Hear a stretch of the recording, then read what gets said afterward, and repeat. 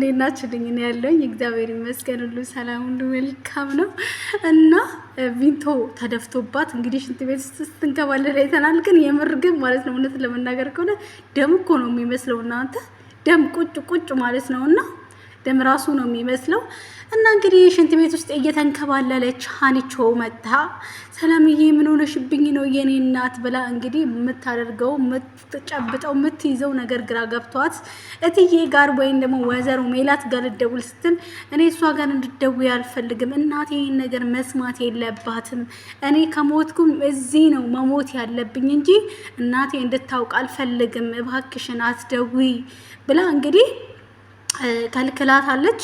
ሀኒቾም እንግዲህ መጨረሻ ላይ ለዶክተሯ ትደውላለች ማለት ነው። ምክንያቱም ያው ነገ ይለቀቃል፣ ዛሬ ባይለቀቅ በሳምንት ቶሎ ልቀቁ ትላላችሁ አንዳንድ ሰዎች እና ልቀቁ ትላላችሁ። በሳምንት 3 ነው የሚለቀቀው፣ ሮብ